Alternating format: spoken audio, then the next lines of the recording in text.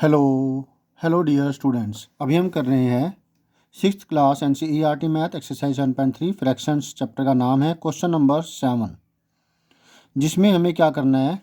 यहाँ 5 फ्रैक्शंस दिए हुए हैं और आपने इनको लोवेस्ट फॉर्म में सिंपलेस्ट फॉर्म में कन्वर्ट करना है। सिंपलेस्ट फॉर्म मतलब लोवेस्ट फॉर्म मतलब ऐसे कुछ उसे ऊपर नीचे कुछ डिवाइड करना है कि उनमें कुछ और ना कट रहा हो, मतलब उनका HCF 1 हो। जैसे ये है, ये 2 से डिविजिबल है अभी, और भी आगे डिविजिबल होगा। सारे इसी प्रकार से किसी ना किसी से ऊपर नीचे डिवाइड हो रहे हैं, तो इनको आपने सिंपलेस्ट फॉर्म में करना है तब तक जब तक कि उनका HCF न्यूमरेटर और डिनोमिनेटर का 1 ना बन जाए। तो इसे देखिए, 48/60 है, दोनों ही 2 से डिविजिबल है। और अगर देखें लास्ट का जो नंबर है वो 4 से डिविजिबल है। इसका लास्ट का 0 है, वो भी 4 से डिविजिबल होता है, तो 4 से दोनों ऊपर नीचे डिविजिबल है, 4 से ही काट देते हैं। 4 1 इज 4 2 जार 4 1 इज बचा 2 2 0 20 4 5 जार। अब ये दोनों 3 से डिविजिबल है, 3 4 जार 3 5 जार। अब आप अगर देखें यहाँ पर इनका HCF हाईएस्ट कॉमन फैक्टर 1 है, कुछ भी ऊपर नीचे नहीं कट रहा, इसलिए ये होगी सिंपलेस्ट फॉर्म और ये आपका आंसर होगा। ठीक है, अब बी पार्ट 150/60। एक तो पहले 0 ही कट जाएगी, मतलब ऊपर नीचे दोनों 10 से डिविजिबल रहे। इसके बाद दोनों ही 3 से डिविजिबल है, 3 5 जार 3 2 जार 5/2। इसमें भी दोनों में अब कुछ और नहीं कट रहा, मतलब दोनों का HCF 1 है। ये आपका आंसर हो गया। ठीक है, नेक्स्ट। कई बार होता है कि आपको क्या है कि वो बहुत बड़ी वैल्यू से मिल जाती है, और जैसे 17 से डिविजिबल है तो आप समझ नहीं पाते। अगर आपको टेबल लर्न नहीं है तो आपको लगता है कि ये सिंपलेस्ट फॉर्म है, ऊपर नीचे से अगर दोनों ही 17 से डिविजिबल है।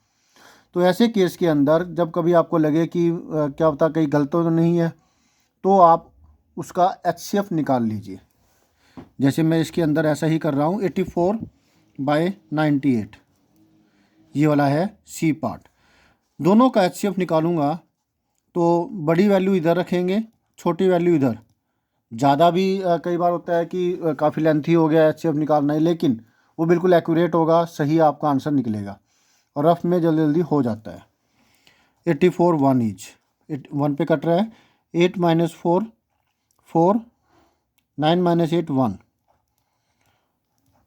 अब ये 14 टेबल पर कट रहा है, 14 6 जार 84 होता है ना, 14 6 जार 84। जैसे ही यहाँ पर 0 आए उससे तुरंत पहले जो है वो आपका HCF होता है। तो इसका मतलब अब हम इसके क्या कर सकते हैं, दो ऊपर और नीचे दोनों को हम 14 से डिवाइड कर देते हैं और ये लोवेस्ट फॉर्म में आएगी। इसके बाद जो बचा हुआ पार्ट होगा उनमें कुछ भी कॉमन, मतलब 1 के अलावा कुछ भी कॉमन नहीं आएगा, HCF इनका 1 होगा। देखा आपने, एक ही झटके के अंदर इसका आंसर निकल आया। तो आप ऐसा करके इसे कर सकते हैं। छोटी नंबर्स होते हैं तो आपको पता लग जाता है कि ये 2 से डिविजिबल है, 3 से डिविजिबल है।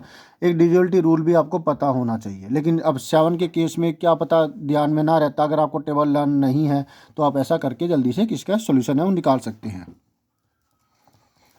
D part 12/52। क्लियरली दोनों ही इवन नंबर्स है, 2 से डिविजिबल होंगे, डिविजिबिलिटी रूल है ये। 2 6 जार 2 2 जार 4। एक डिवीजन भी ध्यान से कीजिए, कहीं गलत तो ना कर दें, कहीं आप 2 की जगह यहाँ पे 3 लिख देते तो गलत हो जाता। 2 2 जार 4 बचा 1 1 2 12 2 6 जार 12। ठीक है, फिर 2 से काटा 3 2 13, तो 3/13 आया है। अब चेक करने के लिए कि ये सही है या नहीं है, पहले ये 2 से काटा था हमने इसको, और फिर दोबारा से 2 से काटा, मतलब ऊपर नीचे 2 2 जार 4, 4 से हमने काटा है, 4 3 जार 4 13 जार, तो बिल्कुल ठीक है। ये ऊपर नीचे अगर एक साथ करें 4 से डिवाइड करें तब भी हमारा ये आंसर आता है, तो हमारा आंसर बिल्कुल ठीक है। ओके, अब लास्ट पार्ट है।